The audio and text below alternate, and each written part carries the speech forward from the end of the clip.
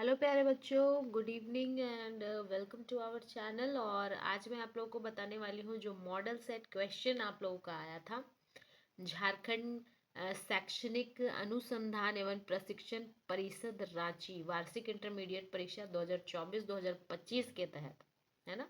ये model set paper 1 है और इसका पूरा एक्सप्लेनेशन आज मैं आप लोगों को देने वाली हूँ। तो इसलिए चैनल के साथ बने रहें और जितना ज़्यादा हो सके इसमें जो क्वेश्चंस है वो समझने की कोशिश करिए, क्योंकि ये क्वेश्चंस मॉडल सेट में दिया तो गया है लेकिन सेम क्वेश्चंस आपके एग्जाम में आया ऐसा ज़रूरी नहीं है। ठीक है, तो इस टाइप के क्वेश्चंस आ सकते हैं। ये मॉडल सेट आपको इसलिए दिया जाता है क्योंकि इस टाइप के क्वेश्चन आपके एग्जाम में आने वाले हैं। तो मैं आप लोग को स्टार्ट करने से पहले बता दूं बच्चों कि पहले 5 मार्क्स का जो क्वेश्चन हुआ करता था वो एक ही क्वेश्चन 5 मार्क्स का लॉन्ग लेंथ क्वेश्चन होता था। लेकिन इस बार जो 5 नंबर का क्वेश्चन आपका आ रहा है जिस प्रकार से मॉडल सेट में दिया है उसमें एक एक नंबर के 5 क्वेश्चन के आप आंसर दोगे तब जा करके आपको 5 मार्क्स मिलने वाला है।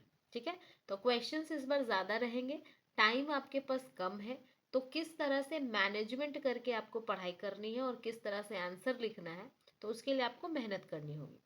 चलिए देखते हैं ये वीडियो और हम लोग स्टार्टिंग से देख लेते हैं। तो सबसे पहले आप देखेंगे कि ग्रुप ए में बच्चों 25 ऑब्जेक्टिव क्वेश्चंस है, नो नेगेटिव मार्किंग दिखा रहा है। और ग्रुप बी में आप देखेंगे 9 क्वेश्चंस है, 1 मार्क सभी के लिए मिलेगा आपको। और इसमें कोई कोई भी 7 क्वेश्चन आपको करने हैं, एनी 7। ठीक है, ग्रुप सी में आपके 8 क्वेश्चंस टोटल रहेंगे, हर क्वेश्चन 3 मार्क्स के रहेंगे। और 6 क्वेश्चंस आपको टोटल इसमें करने हैं, 8 में से 6 करने हैं। ग्रुप डी में 6 क्वेश्चंस है, 5 मार्क्स का एक क्वेश्चन है और इसमें से कोई 4 आपको करने होंगे। ठीक है, आगे बढ़ेंगे हम लोग। तो ग्रुप ए में हम लोग देख लेते हैं बच्चों। तो ग्रुप ए का जो पहला क्वेश्चन है वो है in angiosperms male gamete are formed by the division of है ना। एंजियोस्पर्म्स में मेल गैमेट किसके डिवीजन से बनता है? तो ये आंसर आपका दिया हुआ है, आप देखेंगे आगे जा करके। तो जितने भी ऑब्जेक्टिव क्वेश्चंस हैं बच्चों उनके सारे आंसर्स आपको दिए गए हैं इस मॉडल सेट में, है ना। इस क्वेश्चन के बाद आप लास्ट में देखेंगे, ये देखिए तो आंसर्स सारे इसके दिए गए हैं। तो मैं इसमें आपके ऑब्जेक्टिव क्वेश्चंस की बात नहीं करने वाली हूँ, मैं इसमें आपको सब्जेक्टिव क्वेश्चंस के आंसर बताने वाली हूँ। ठीक है, विथ एक्सप्लेनेशन। तो आप इसमें बने रहे चैनल के साथ और लास्ट तक ज़रूर देखें, क्योंकि लास्ट में मैं आप लोग को मोस्ट इम्पॉर्टेंट क्वेश्चन बताऊंगी जो आपके एग्जाम में 110% आने ही वाला है। ठीक है, तो आप क्वेश्चन जानने के लिए इस वीडियो को देखते रहें। लास्ट में इसको ख़त्म करने के बाद मैं आपको कुछ इंपॉर्टेंट क्वेश्चंस दूंगी जो 110% आपके एग्जाम में इस बार आने वाले हैं। चलिए आगे बढ़ते हैं। तो हम लोग देख लेते हैं ग्रुप ए में तो आपका पूरा ऑब्जेक्टिव क्वेश्चन है, मल्टीपल चॉइस क्वेश्चन है बच्चों, है ना, मल्टीपल चॉइस क्वेश्चन है। ग्रुप बी से हम लोग देखेंगे, ग्रुप बी से हम लोग देख लेंगे। तो ग्रुप बी आपका जो है बच्चों, ग्रुप बी जो आपका है वो स्टार्ट हो रहा है 26 नंबर क्वेश्चन से, यानी 25 क्वेश्चन आपका सिर्फ मल्टीपल चॉइस दिया हुआ है। ठीक है, मल्टीपल चॉइस क्वेश्चन 25 है, ये रहा ग्रुप बी। और ग्रुप बी में very short answer type question है, ये भी 1 मार्क्स का क्वेश्चन ही है, लेकिन इस 1 मार्क्स के क्वेश्चन के लिए आपको आंसर लिखना होगा, मल्टीपल चॉइस ये नहीं है। ठीक है, तो सबसे पहला 26 नंबर का क्वेश्चन क्या कहता है देख लेते हैं। 26 नंबर में कि draw a diagram of a mature microspore of an angiosperm, label it's cellular components only. क्या बोलता है कि draw a diagram of mature microspore of an angiosperm, है ना। एक मैच्योर माइक्रोस्पोर एंजियोस्पर्म का डायग्राम बनाना है आपको और इसके सेलुलर कंपोनेंट्स को लिखना है। तो मैं बता दूं आप लोगों को, ये देखिए मॉडल सेट 1 का very short answer type question, question number 26 का आंसर यहाँ दिया गया है, देख लीजिए। मैच्योर माइक्रोस्पोर ये है। माइक्रोस्पोर क्या होता है बच्चों? तो माइक्रोस्पोर पॉलन ग्रेन होता है और ये पॉलन ग्रेन्स जो है, हाँ, तो माइक्रोस्पोर का मतलब क्या होता है बच्चों? माइक्रोस्पोर का मतलब होता है पॉलन ग्रेन, है ना। पॉलन ग्रेन क्या है? मेल गैमेट होता है और ये जो मेल गैमेट है ये मेल फ्लावर्स में होते हैं। ठीक है। और इसको हम लोग मेल गैमेट्स को माइक्रोस्पोर के नाम से भी जानते हैं। तो ये उसका डायग्राम है, देखिए इसमें आपको दो सेल्स दिख रहे होंगे। सेल्स के बारे में जनरली क्वेश्चन पूछा हुआ है। तो एक ट्यूब सेल है जिसको हम लोग वेजिटेटिव सेल के नाम से भी जानते हैं, जो कि लार्ज होता है, बड़ा होता है। और इसी के अंदर एक और सेल है, छोटा सेल होता है, स्मॉल सेल होता है, जिसको हम लोग जेनरेटिव सेल्स कहते हैं। ठीक है, तो ये हो गया पहला क्वेश्चन का आंसर। ठीक है, नेक्स्ट जो क्वेश्चन है आप लोगों का वो क्या है देख लेंगे हम लोग। तो नेक्स्ट जो क्वेश्चन है आप लोगों का बच्चों वो है 27 नंबर क्वेश्चन। जब आप क्वेश्चन में देखेंगे ऊपर में, तो क्वेश्चन में 27 नंबर क्वेश्चन जो है वो ये कह रहा है कि given below are the stages in human reproduction. मैं आप लोग को दिखा देती हूँ एक बार 27 नंबर क्वेश्चन है ना, ग्रुप बी का। देखिए 27 नंबर क्वेश्चन क्या बोल रहा है, given below are the stages in human reproduction, write them in correct sequential order. Sequential order में इसको लिखना है। तो पहला क्या दिया हुआ है, इंसेमिनेशन। दूसरा क्या दिया हुआ है, गैमेटोजेनेसिस। तीसरा है फर्टिलाइजेशन। चौथा है पार्चुरेशन। और पांचवा है जेस्टेशन। और छठा है आपका इम्प्लांटेशन, 6 नंबर है ना। तो इसको आप लोग देखिए किस तरह से सीक्वेंस में लिखने के लिए बोल रहा है। मेन इसमें क्या बोल रहा है, सीक्वेंस में लिखिए। ठीक है, तो मैं आप लोग को बता दूं कि इसका जो सीक्वेंस है वो मैंने ऑलरेडी पढ़ा रखा है। अगर आप लोग जाएंगे लाइव क्लासेस में यूट्यूब में मेरे चैनल में, तो लाइव क्लासेस में ये सारा चीज़ मैंने पढ़ाया हुआ है। ठीक है, तो ये आप लोग पढ़ सकते हैं।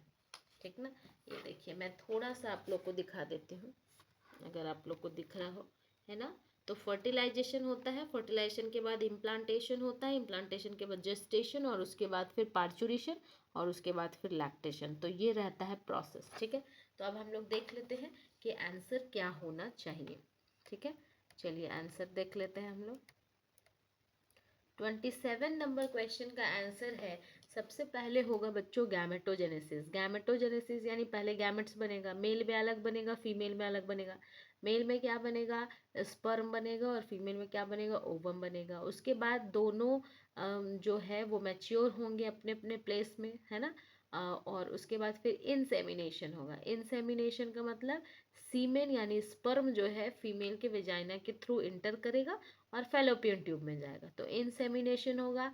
उसके बाद फिर दोनों का फर्टिलाइजेशन होगा। फर्टिलाइजेशन के बाद फिर यूट्रस में इम्प्लांटेशन होगा। उसके बाद फिर 9 महीने का प्रेगनेंसी पीरियड आएगा जिसको जेस्टेशन कहते हैं। और लास्ट में बच्चा जन्म ले लेगा जिसको पार्चुरेशन कहते हैं। तो ये करेक्ट सीक्वेंस है जिसके थ्रू 9 महीने का जो बेबी है वो बनता है और उसका बर्थ होता है। ठीक है, अब आते हैं नेक्स्ट क्वेश्चन में, क्वेश्चन नंबर 28। क्वेश्चन नंबर 28 क्या कह रहा है देख लेते हैं हम लोग। ठीक है, ग्रुप बी का क्वेश्चन नंबर 28 क्या कह रहा है। मैंने यहाँ आपको सारे क्वेश्चंस के आंसर लिख दिए हैं, लेकिन आपको सारे क्वेश्चंस के आंसर नहीं बनाने हैं। ठीक है, आप देख लीजिएगा, ग्रुप बी में 7 क्वेश्चंस के आंसर बनाने हैं, और ग्रुप सी में 5 ही।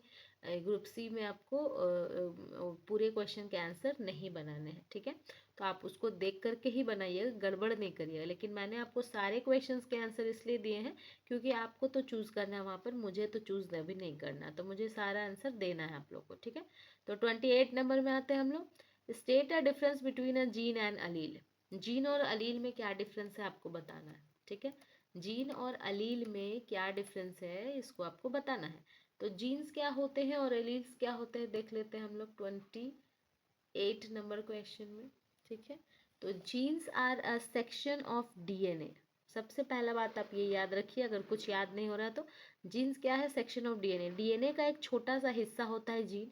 तो जीन को हम लोग यूनिट ऑफ हेरिडिटी भी बोलते हैं, लिखना चाहे तो आप लिख भी सकते हैं कहीं। जीन को हम लोग यूनिट ऑफ हेरिडिटी भी बोलते हैं। दैट कंट्रोल्स अ ट्रेट, जो किसी भी ट्रेट यानी किसी भी कैरेक्टर को कंट्रोल कर सकता है। जैसे आँखों का कलर हो गया, हमारा हाइट हो गया, हमारा मेटाबॉलिज्म हो गया, ये सब चीज़ों को कंट्रोल कौन करता है, जीन। एक छोटा सा हिस्सा होता है, लेकिन हर कैरेक्टर के लिए जीन्स ही रिस्पॉन्सिबल होता है। हर अलग अलग कैरेक्टर के लिए अलग अलग जीन्स होता है। ठीक है, तो इसको हम लोग यूनिट ऑफ हेरिडिटी बोलते हैं। और अलील्स क्या होता है, alleles are the variants of the gene that are located on the same place on the chromosome. Chromosome के जीन के जगह पर ही एलील्स प्रेजेंट होता है। मतलब एलील्स जो है वो अलग अलग टाइप के जीन्स के अंदर रहता है। ठीक है, यानी अलील्स जीन से भी छोटा है और वो जीन के अंदर रहता है। बात समझ में आ गया। तो ये हो गया डिफरेंस जीन्स और अलील्स का।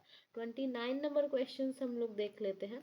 तो 29 नंबर क्वेश्चन बोलता है when and why do some animals go into hibernation.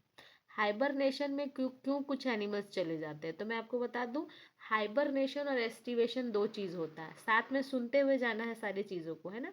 क्योंकि अगर ये हाइबरनेशन इसमें मॉडल सेट में दे दिया तो आपको हो सकता है एस्टिवेशन पूछ दे, तो समझ लीजिए बात को। एक होता है समर स्लीप, एक होता है विंटर स्लीप। कुछ जानवर ऐसे होते हैं जो कोल्ड ब्लडेड एनिमल्स होते हैं, जिसको पॉकिलोथर्म्स कहा जाता है। मतलब ऐसे जानवर, ऐसे एनिमल्स जिनका बॉडी के अंदर का टेम्परेचर अकॉर्डिंग टू इन्वायरमेंट बदल जाता है, और अगर हमेशा बॉडी का टेम्परेचर बदलते रहेगा तो वो लोग मर जाएंगे। बहुत ठंडा हो गया तो जम जाएगा खून, और बहुत गर्म हो गया तो फट जाएगा, है ना। तो इस केस में क्या होगा, आदमी या कोई भी जीव जंतु जीवित नहीं रह पाएंगे। तो ऐसे जीव जंतुओं को हम लोग कोल्ड ब्लडेड बोलते हैं। लेकिन हमारे बॉडी के अंदर ऐसा नहीं होता, हम लोग होम्योथर्म्स है। हम लोग होम्योथर्म से मतलब वार्म ब्लडेड एनिमल्स है हम लोग। हमारे बॉडी का टेम्परेचर हमेशा 37 डिग्री सेल्सियस ही रहता है, चाहे आप बर्फ में चले जाओ, चाहे आप पहाड़ों पर चले जाओ, चाहे आप कहीं भी चले जाओ। तो हम लोग क्या हो गए, वार्म ब्लडेड एनिमल्स हो गए। लेकिन कोल्ड ब्लडेड एनिमल्स में क्या होता है, उनको बचना होता है, ठीक है, क्योंकि उनका बॉडी टेम्परेचर कांस्टेंट नहीं होता है। तो इस वजह से वो समर स्लीप में चले जाते हैं या विंटर स्लीप में चले जाते हैं। तो हाइबरनेशन हम लोग विंटर स्लीप को बोलते हैं, ठीक है। जब वो ठंड के दिनों में गुफा में छुप जाते हैं या फिर कहीं पे अपना 6 महीने के लिए अपना अंदर गुफा में घुस जाते हैं, तो उनको हम लोग हाइबरनेशन कहते हैं। और समर स्लीप में जो जाते हैं उनको हम लोग एस्टिवेशन कहते हैं। बात समझ में आ गया। तो ये है, some animals goes into hibernation because they are not able to survive in cold temperature, because they are cold blooded animals which do not have constant body temperature. Clear बात।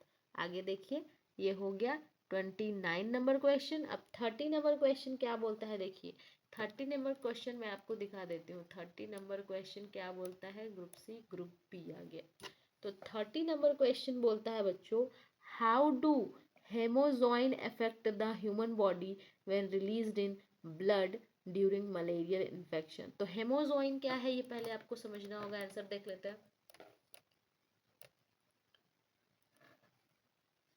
समझिए, हेमोजोइन क्या है। मलेरिया जब हमें हो जाता है तो मलेरिया हमें पैरासाइट के वजह से होता है, जो प्लाज्मोडियम होता है, ना कि वो मच्छर को काटने से हो जाता है। मॉस्क्यूटो बाइट तो करती है, लेकिन मॉस्क्यूटो जो रहते, पहले मॉस्क्यूटो कौन रहते ये भी समझिए, कॉन्सेप्ट पूरा समझना है आपको। मॉस्क्यूटो जो है वो फीमेल एनोफिलीज नाम से जानी जाती है, वो लड़की मादा रहती है, और उसके अंदर प्लाज्मोडियम रहता है, वेक्टर है ना वो, उसके वजह से हमें मलेरिया होती है। तो जब वो वेक्टर जो उसके अंदर है वो हमारे बॉडी में ब्लड में चला जाता है, तो ब्लड में जाने के बाद वो हमारे आरबीसी को, रेड ब्लड सेल को अटैक करता है, और रेड ब्लड सेल हमारा फट जाता है, और फटने के बाद फिर क्या होता है कि वो लीवर सेल को अटैक करता है, और फिर लीवर सेल भी फट जाता है। तो जब लीवर सेल फट जाएगा तो वो हमारे ब्लड में रिलीज हो जाएगा, और जब हमारे ब्लड में रिलीज हो जाएगा तो हमारे सारे सारे सेल्स को अटैक करने लगेगा, है ना। तो जब हमारे आरबीसी को अटैक करता है वो, और जब आरबीसी फट जाता है तो वहाँ से एक केमिकल रिलीज होता है जिसका नाम है हेमोजोइन, है ना। और जब हेमोजोइन रिलीज होता है तो हमारे बॉडी को सिग्नल मिलता है कि हमारे बॉडी में मलेरियल पैरासाइट जो है वो अपना घर बना लिया है, और तब जाकर के हमें फीवर और ठंड लगने लगती है, ठीक है। तो क्या है देख लीजिए, haemozoin is a toxic substance released from ruptured RBC affect the human system responsible for fever and chill. ठीक है, क्लियर बात। आगे बढ़ते हैं। तो ये हो गया 30 नंबर क्वेश्चन कंप्लीट। अब आते हैं 31 नंबर क्वेश्चन में बच्चों। तो 31 नंबर क्वेश्चन क्या कहता है देख लीजिए। 31 नंबर क्वेश्चन कहता है BOD of waste water is estimated by measuring the amount of. BOD क्या होता है, तो बीओडी होता है बायोलॉजिकल ऑक्सीजन डिमांड। तो जाहिर सी बात है कि बायोलॉजिकल ऑक्सीजन डिमांड जो है वो किस चीज़ को मेज़र करने से आएगा, ऑक्सीजन को मेज़र करने से आएगा। आंसर देख लेते हैं। BOD of wastewater is estimated by measuring the amount of oxygen level in water. ठीक है। 32 नंबर क्वेश्चन हम लोग देख लेते हैं। 32 नंबर क्वेश्चन क्या कहता है कि एंडेमिक स्पीसीज और एग्जॉटिक स्पीसीज में आप डिफरेंस बताइए। ठीक है। एंडेमिक एक होता है पेंडेमिक, है ना, कोरोना क्या था, पेंडेमिक था, है ना। और यहाँ पर क्या पूछा है, एंडेमिक पूछा और एग्जॉटिक पूछा, दोनों में डिफरेंस बताइए। तो मैं बता देती हूँ आप लोग को। Endemic species are native to the specific region and not found in anywhere else. मतलब एंडेमिक एंड मतलब क्या होता है, जो पूरे दुनिया से खत्म हो गए हैं लेकिन कहीं एक जगह पर पाए जाते हैं, सिंपल बात से समझिए। और एग्जॉटिक स्पीसीज वो हैं जो कहीं पर है तो लेकिन और भी जगह पर वो मिल सकते हैं। ठीक है, न्यू एरिया में भी वो पनप सकते हैं, तो उनको हम लोग इस एग्जॉटिक स्पेसिफिक स्पीसीज बोलेंगे। और एंडेमिक में एंड आता है, एंड मतलब कि वो ख़त्म हो चुका है लेकिन कहीं पर वो है एक जगह पर, लेकिन दूसरे जगह पर वो पाया नहीं जाए। ठीक है, तो ये हो गया 32 नंबर क्वेश्चन। 33 नंबर क्वेश्चन में हम लोग आते हैं। 33 नंबर क्वेश्चन आपको बोलता है क्या, सो देख लेते हैं हम लोग। तो 33 नंबर क्वेश्चन आपका क्या बोलता है, देखते हैं।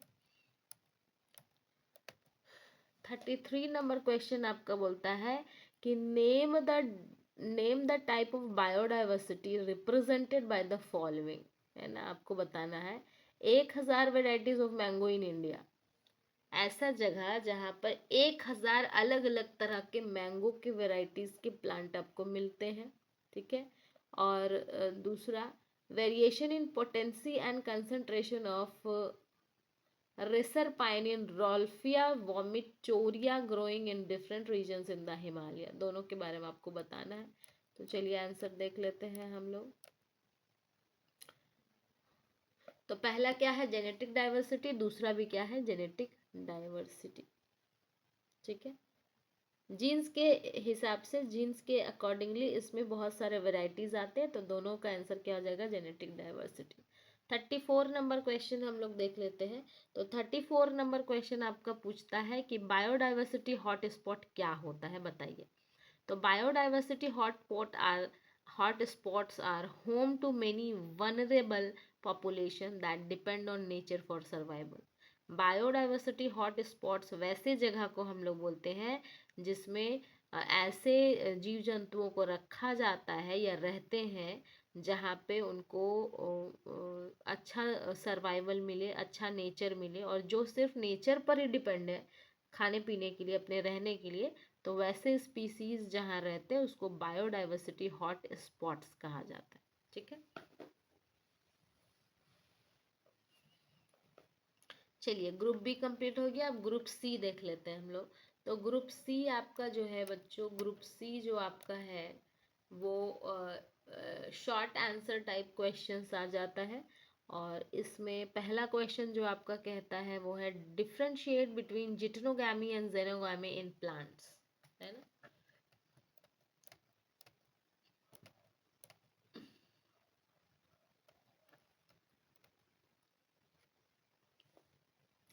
तो जिटनोगैमी और जेनोगैमी में क्या डिफरेंस है देख लीजिए। सबसे पहली बात कि जिटनोगैमी सेल्फ पॉलिनेशन में आता है और जेनोगैमी हम लोग क्रॉस पॉलिनेशन को कहते हैं, ये बात ध्यान रखिएगा। और आप लोग को एक बात बता दूं कि पॉलिनेशन एक बहुत ही इंपॉर्टेंट टॉपिक है जिसमें हर हाल में क्वेश्चन आएगा। 110% क्वेश्चन पॉलिनेशन से आएगा ही आएगा आपके एग्जाम में, इसलिए आप इस टॉपिक को बिल्कुल भी ना छोड़े। पॉलिनेशन क्या होता है, पॉलिनेशन कितने टाइप्स का होता है, पॉलिनेशन के एजेंट्स कौन कौन है क्रॉस पॉलिनेशन में, वो सभी बातों को आप ध्यान से पढ़ लीजिए। और टाइप्स ऑफ पॉलिनेशन, ठीक है, वो सब तरह से क्वेश्चन आपका आएगा। 110% ये क्वेश्चन आपके एग्जाम में इस बार आने वाला है पॉलिनेशन से।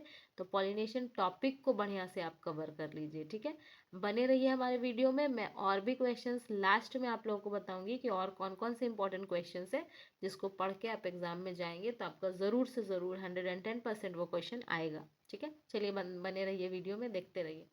तो जिटनोगैमी क्या है, geitonogamy is a type of self pollination where the pollen grains transfer from one flower to different flower of same plant। एक फूल से दूसरे फूल में या दूसरे फूल में भी वो जा सकता है, सेम फूल में भी जा सकता है, लेकिन प्लांट क्या होना चाहिए, सेम होना चाहिए। लेकिन क्रॉस पॉलिनेशन में क्या होता है, डिफरेंट प्लांट भी रह सकता है, डिफरेंट फ्लावर भी रह सकता है ना। पॉलिनेशन क्या होता है बच्चों, एंथर से जब पॉलन ग्रेन्स ट्रांसफर होता है स्टिग्मा में, तो उसी को हम लोग पॉलिनेशन कहते हैं। The transfer of pollen grains from anther to stigma is called pollination. तो ये अगर सेम फ्लावर में होगा, सेम प्लांट में, तो जिट्रोगैमी यानी सेल्फ पॉलिनेशन, और अगर डिफरेंट फ्लावर में डिफरेंट प्लांट में होगा तो क्या बोलेंगे, क्रॉस पॉलिनेशन। ठीक है, बात समझ में आ गया। आगे बढ़ेंगे हम लोग।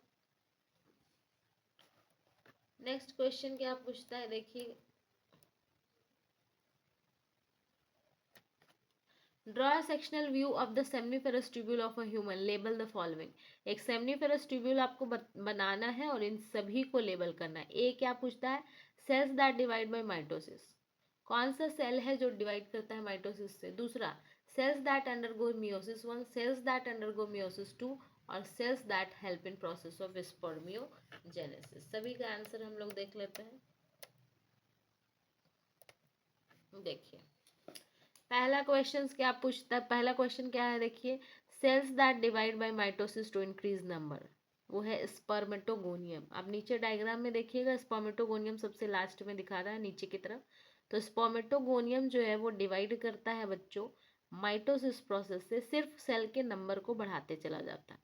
दूसरा क्वेश्चन है, सेल्स दैट अंडरगो मियोसिस 1, ऐसा सेल्स जो मियोसिस 1 करता है, तो वो कौन है, प्राइमरी स्पर्मेटोसाइट, जस्ट उसके ऊपर है। मियोसिस 1 करेगा, एक से दो सेल्स बनाएगा, है ना।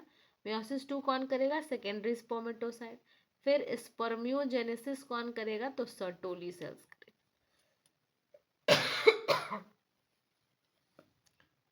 ठीक है, स्पर्मियोजेनेसिस नहीं पूछ रहा है यहाँ पे, क्या पूछ रहा है आपसे कि दैट हेल्प इन स्पर्मियोजेनेसिस, तो हेल्प कौन करता है, सर्टोली सेल, क्योंकि ये नरिशमेंट देता है स्पर्म्स को। ठीक है, उसके बाद आपका एक और क्वेश्चन इसमें है, दूसरा नंबर, कि role of leading cells, leading cells का रोल बताइए। तो लीडिंग सेल्स जो है वो बहुत ही इंपॉर्टेंट सेल्स है, जो कि मेल हार्मोन रिलीज करता है, जिसका नाम क्या है, टेस्टोस्टेरोन। और टेस्टोस्टेरोन जो है वो इम्पॉर्टेंट हार्मोन है, जो एंड्रोजन ग्रुप का हार्मोन कहलाता है, एनसीईआरटी में लिखा हुआ है। ठीक है, तो ये बात आप ध्यान से समझ लीजिए। 37 नंबर क्वेश्चन में हम लोग आएंगे। तो 37 नंबर क्वेश्चन आपका कहता है कि एक क्रॉस आप बनाइए। A cross was carried out between two P plant showing the contrasting trait of height of the plant. The result of the cross showed 50% parental characters. Work out the cross with the help of Punnett square, first number. दूसरा number में पूछता है कि name the type of cross carried out. तो सबसे पहला दूसरा number का आंसर मैं दे दूँ, ये जो 50% पेरेंटल कैरेक्टर्स की बात की गई है, ये टेस्ट क्रॉस में होता है। 50% पेरेंटल कैरेक्टर को लेकर के एक ड्वार्फ के साथ जब आप मिलाएंगे, यानी क्रॉस करवाएंगे, हाइब्रिडाइजेशन एक्सपेरिमेंट करवाएंगे, तो इस क्रॉस को हम लोग क्या बोलते हैं, टेस्ट क्रॉस बोलते हैं। याद रखेंगे, पेरेंटल कैरेक्टर्स को लेकर के ड्वार्फ के साथ अगर फ्यूज करवाते हैं, बौने पौधे के साथ या किसी भी ड्वार्फ कैरेक्टर के साथ, तो उसको हम लोग क्या बोलते हैं, टेस्ट क्रॉस बोलते हैं। तो टेस्ट क्रॉस देख लेते हैं। एक टॉल को ले लिया जो कि पेरेंटल कैरेक्टर है और ड्वार्फ के साथ फ्यूज करवा दिया, तो रिजल्ट हमारा क्या आ गया, 2:2, क्योंकि 50-50% आ गया। ठीक है, तो ये क्रॉस आप लोग जरूर से बना ले, ये वेरी इंपॉर्टेंट क्वेश्चन है आपके एग्जाम के लिए, जान लीजिए आप लोग।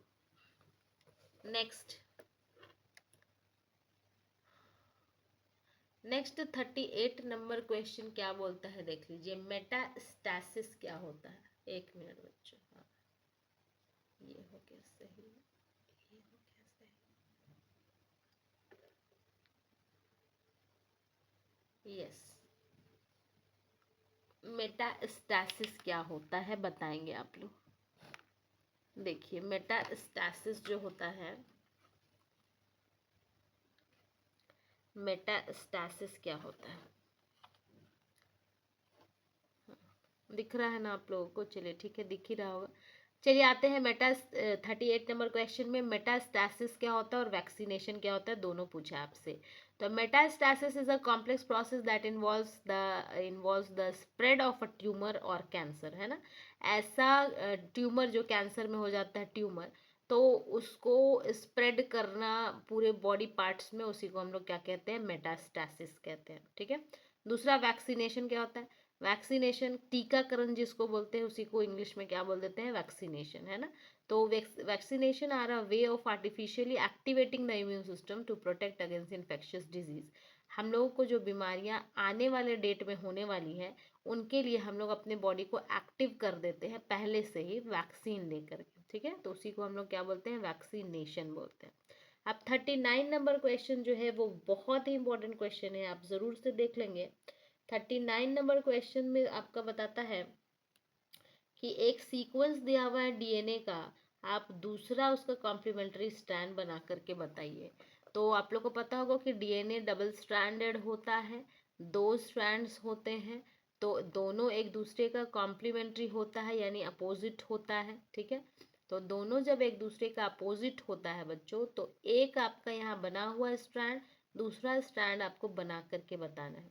तो उसके लिए मैं आपको बता दूं ट्रिक, और वो ट्रिक ये है कि ए जो है वो टी के साथ बाइंड करता है, टी जो है वो ए के साथ बाइंड करेगा, जी सी के साथ करेगा, और सी जी के साथ करेगा। ये डीएनए के लिए है, ये याद रखिएगा आप लोग।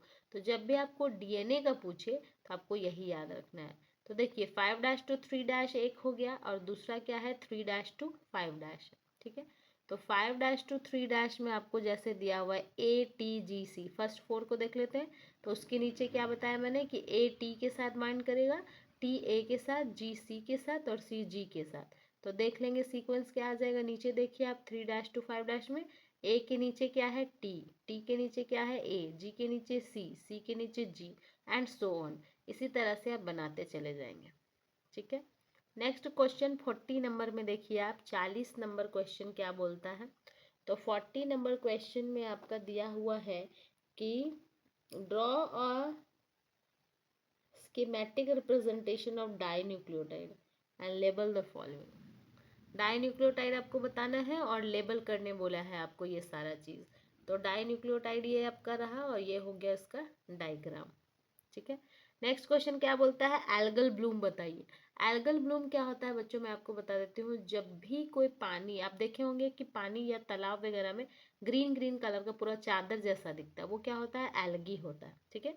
एल्गी जो है वो बहुत ज़्यादा ग्रोथ कर लेता है ड्यू टू न्यूट्रिएंट्स। उस तालाब में, उस पानी में न्यूट्रिएंट्स बहुत ज़्यादा रहते हैं, जिसकी वजह से एल्गी का ग्रोथ बहुत ज़्यादा बढ़ जाता है वहाँ पे, और वो दूसरे जीव जंतुओं को वहाँ मारने लगता है। तो उसी को हम लोग क्या बोलते हैं, एल्गल ब्लूम कहते हैं। तो algal bloom is the rapid increase of algal population due to presence of excess nitrogen and phosphorus. क्या क्या बढ़ जाता है पानी में, नाइट्रोजन और phosphorus. The over growth of algae consume oxygen and block sunlight from the under water plants. और जिसके वजह से एक चादर जैसा बैठ जाता है और सनलाइट को ब्लॉक कर देता है। सनलाइट अंदर तक जा ही नहीं पाता, तो अंदर के जो प्लांट्स हैं उनको सनलाइट नहीं मिलेगा, फोटोसिंथेसिस नहीं होगा, और अंदर के जीव जंतु मरने लगेंगे। ठीक है। नेक्स्ट 42 नंबर क्वेश्चन में पूछता है आपको डीएनए फिंगरप्रिंटिंग के बारे में बताइए। तो आपको बता दो डीएनए फिंगरप्रिंटिंग एक बहुत ही इंपॉर्टेंट टॉपिक है, आप जरूर से पढ़ ले। तो DNA fingerprinting is the process of determining an individual deoxy nucleic acid characteristics. हमारा डीएनए 99.9% सभी इंसानों का सेम है, सिर्फ 0 पॉइंट समथिंग हमारा जो डीएनए है वो एक दूसरे से मैच नहीं करता है। तो उसी को हम लोग जो है वो मैच करवाने के लिए डीएनए फिंगरप्रिंटिंग करवाते हैं। ठीक है। इसका एप्लीकेशन क्या है, फॉरेंसिक में इसका यूज होता है बच्चों, पैटर्निटी में यूज होता है, मेडिकल रिसर्च में यूज होता है, और ह्यूमन को आइडेंटिफाई करने में इसका इस्तेमाल किया जाता है। नेक्स्ट आते हैं last group D number question में। तो ग्रुप डी में जो क्वेश्चंस है बच्चों उसको हम लोग अच्छे से देख लेते हैं।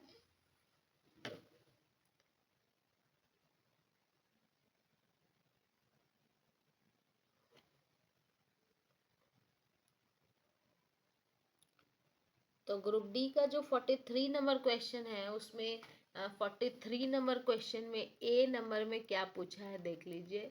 ग्रुप डी हम लोग देख लेते हैं बच्चों।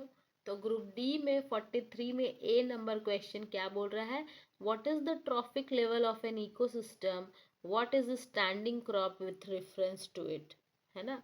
ट्रॉफिक लेवल क्या होता है और स्टैंडिंग क्रॉप, दोनों के बारे में आपको पूछता है ए में। तो देख लेते हैं ट्रॉफिक लेवल क्या होता है बच्चों। तो ये देखिए, traffic level of an ecosystem is the relative position of an entity in the food chain. It forms the feeding position in the food chain. ठीक है, ट्रॉफिक लेवल यानी प्रोड्यूसर्स हो गए, फिर कंज्यूमर्स हो गए, तो प्लांट्स आ जाएंगे प्रोड्यूसर्स में, तो वो ट्रॉफिक लेवल 1 हो जाता है। फिर ट्रॉफिक लेवल 2 हो जाता है कंज्यूमर, फिर उसको खाने वाला हो जाता है ट्रॉफिक लेवल 3। तो इसी को हम लोग क्या बोलते हैं, ट्रॉफिक लेवल्स कहते हैं। और स्टैंडिंग क्रॉप क्या है देखिए, तो standing crop is the total amount of living organism biomass in the given environment at a specific time. ठीक है, नेक्स्ट क्वेश्चन क्या पूछता है, मैं क्वेश्चन पढ़ देती हूँ, बाद में आप लोग देख लेंगे। ठीक है, 43 नंबर का बी क्वेश्चन क्या पूछता है बच्चों, explain the rate of explain the role of first trophic level of an ecosystem. First trophic level का क्या रोल है इकोसिस्टम में। तो फर्स्ट ट्रॉपिक लेवल में हमेशा प्रोड्यूसर्स रहेंगे, याद रखेंगे। और प्रोड्यूसर्स कौन होते हैं, प्लांट्स होते हैं, ये भी याद रखेंगे। जितने भी प्लांट्स हैं या जितने भी जीव जंतु जो फोटोसिंथेसिस करते हैं, जो अपना भोजन खुद बनाते हैं, जो ऑटोट्रॉप्स हैं, वो सभी के सभी प्रोड्यूसर्स में आते हैं और वो फर्स्ट ट्रॉपिक लेवल में है। तो वो अगर फूड नहीं बनाएंगे तो फिर आगे का जो कार्निवोर है वो क्या खाएगा, है ना। तो उनका इम्पोर्टेंस बहुत ज़्यादा है। सी नंबर क्वेश्चन क्या कहता है देख लेते हैं कि how do detritus food chain connected with grazing food chain in natural ecosystem. Natural ecosystem में ग्रेजिंग फूड चेन और डिट्रीशियस फूड चेन दोनों एक दूसरे से कनेक्टेड कैसे हैं, है ना। तो दोनों एक दूसरे से कनेक्टेड है बच्चों, क्योंकि आप देखेंगे डिट्रीशियस फूड चेन जो है वो स्टार्ट होता है डेड ऑर्गेनिज्म से, और वो डेड ऑर्गेनिज्म कहाँ से आता है, तो ग्रेजिंग फूड चेन से ही आता है। ठीक है, नेक्स्ट क्वेश्चन जो 44 नंबर है उसमें ए पूछता है आपको क्राई जीन्स के बारे में। तो क्राई जीन्स क्या है, ये 44 नंबर क्वेश्चन, सॉरी। तो 44 नंबर क्वेश्चन में ए नंबर क्वेश्चन क्या पूछता है कि name the specific type of gene that is incorporated in the cotton plant. Cotton plant में कौन से जीन का इस्तेमाल करके कॉटन प्लांट्स को इंसेक्टी साइड से बचाया गया ताकि उसमें कीड़े ना लगे। तो वो क्राई जीन्स है बच्चों, क्या बोलते हैं उनको, क्राई जीन्स। और ये क्राई जीन्स, दो क्राई जीन्स यूज होते हैं, क्राई 1AC और क्राई 2AB। ये एकदम इम्पोर्टेंट क्वेश्चन है, इसको याद रखना है। दूसरा, आरएनए इंटरफेरेंस, है ना। तो क्वेश्चन क्या कहता है देख लेंगे हम लोग। क्वेश्चन इसमें कहता है बच्चों, state the method of defence which work in eukaryotic organism. तो यूकैरियोटिक ऑर्गेनिज्म में डिफेंस, अपने आप को बचाने के लिए जो काम करता है वो आरएनए इंटरफेरेंस जीन काम करता है। ठीक है, third number question C number पूछता है 44 का कि what is the significance of the process of RNA interference. अब आरएनए इंटरफेरेंस जीन का क्या सिग्निफिकेंस है इसको बताना है। तो ये जेनेटिक रेगुलेशन करवा सकता है, सेलुलर डिफेंस करवा सकता है, डेवलपमेंट करवा सकता है और डिजीज का प्रोग्रेशन भी करवा सकता है। ठीक है, अब 44 का डी नंबर क्वेश्चन देख लेते हैं क्या है। Mention the chemical change that pro-insulin undergo to be able to get mature insulin. Mature insulin बनाने के लिए क्या चेंज होता है। तो these changes includes the removal of C-peptide, the formation of disulfide bond. दोनों के बीच में डाइसल्फाइड बॉन्ड होता है बच्चों, उसको तोड़ देंगे तो सी पेप्टाइड अलग हो जाता है इंसुलिन से और वो कहलाता है pro insulin.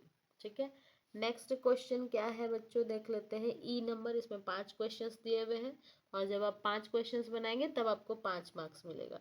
State the role of transposons in silencing of mRNA. MRNA को साइलेंस करने के लिए ट्रांसपोजोन्स का इस्तेमाल बताया गया है।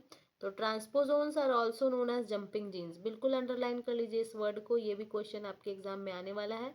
Transposons are also known as jumping genes. Transposons को हम लोग क्या कहते हैं, जंपिंग जीन्स कहते हैं, जो कि क्या करने में रोकता है, प्रिवेंट ट्रांसलेशन ऑफ आरएनए, है ना। जीन को अल्टर कर देता है ताकि ट्रांसलेशन ही ना हो सके। और जब ट्रांसलेशन ही नहीं होगा बच्चों तो प्रोटीन ही नहीं बनेगा, और जब प्रोटीन ही नहीं बनेगा तो एंजाइम्स और जो पर्टिकुलर हार्मोन्स होते हैं वो भी नहीं बनेंगे। ठीक है, 45 देख लेते हैं हम लोग। तो 45 का ए नंबर क्वेश्चन, 1 2 3 4 5, 45 में भी टोटल 5 क्वेश्चंस है। ये देख लेते हैं हम लोग। तो 45 का ए नंबर क्वेश्चन क्या है वो देखते हैं।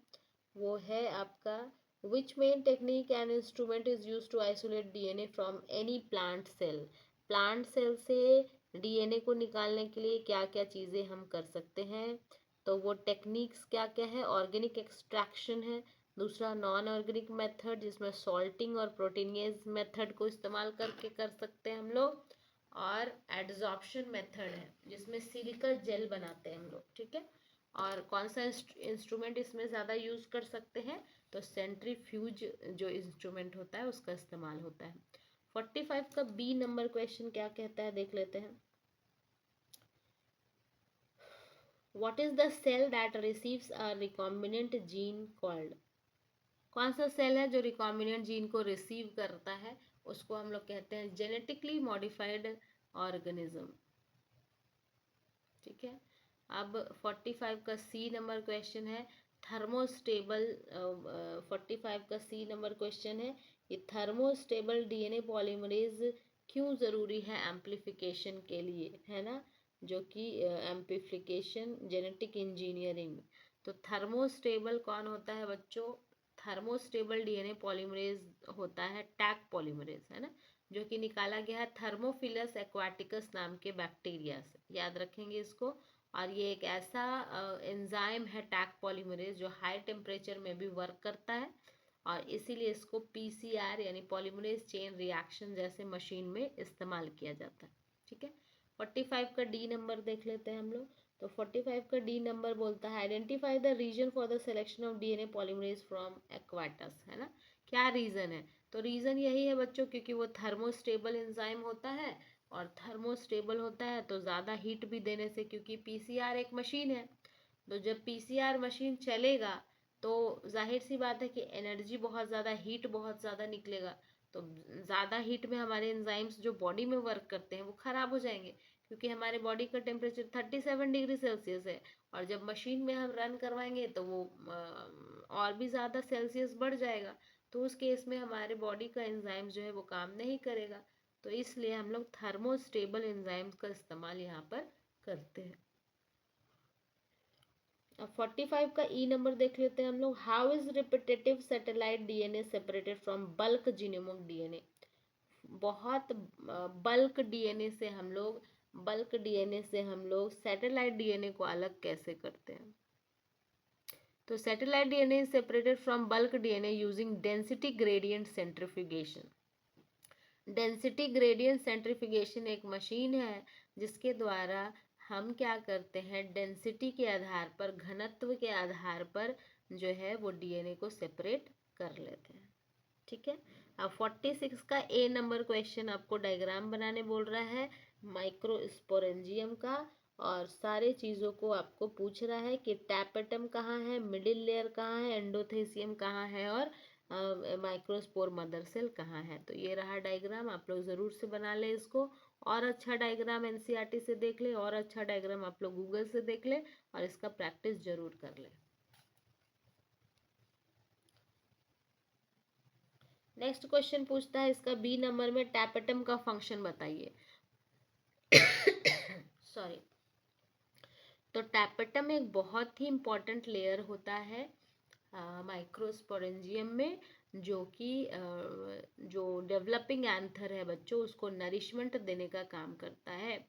तो tapetum is a layer of cells of anther of all flowering plants which gives nourishment to the developing pollen grains, ठीक है। इसका फीचर्स अगर देखें तो ये मल्टी न्यूक्लिएटेड होता है, सबसे अंदर की तरफ ये रहता है, और फंक्शन अगर देखें तो ये न्यूट्रिएंट्स एब्जॉर्ब करता है ना, और ये पॉलन किट बनाता है, जो कि पॉलन किट के वजह से ही फ्लावर में जो अंदर स्मेल है वो आता है, और ये पॉलन किट है जो इंसेक्ट्स को अट्रैक्ट करता है अपनी ओर, ठीक है। सी नंबर क्वेश्चन में भी फिर 1 2 3 4 करके दिया हुआ है, 1 2 दो क्वेश्चन है सी नंबर में। तो सी नंबर में जो पहला क्वेश्चन है वो है explain the following by reason, है ना, गिविंग रीजन।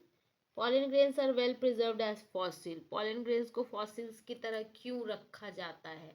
तो पॉलन ग्रेन्स को फॉसिल्स की तरह इसलिए रखा जाता है बच्चों, क्योंकि उसके बाहर का लेयर है स्पोरोपोलिनिन, और ये स्पोरोपोलिनिन जो है वो बहुत ही हार्ड लेयर होता है, जो कि पॉलन ग्रेन को बहुत सालों तक रखने पर भी खराब होने नहीं देता है। तो इसलिए इसको हम लोग -196 डिग्री सेल्सियस पर स्टोर करके बहुत सालों तक रख सकते हैं फॉसिल्स के रूप में। ठीक है, आगे दूसरा नंबर पूछता है कि सी नंबर का दूसरा पूछ रहा है आपसे, सेकंड नंबर, कि पॉलन टैबलेट्स का क्या यूज़ है आज के डेट में। तो पॉलन ग्रेन जो बता दूं मैं आप लोग को, पॉलन ग्रेन बहुत ही ज़्यादा न्यूट्रिशियस होता है। इसमें हर तरह के विटामिन और प्रोटीन्स और कार्बोहाइड्रेट्स पाए जाते हैं। तो इसलिए इनके टैबलेट्स बनाए गए हैं आज के डेट में, और उन टैबलेट्स को इस्तेमाल किया जाता है ताकि लोग हेल्दी रह सके।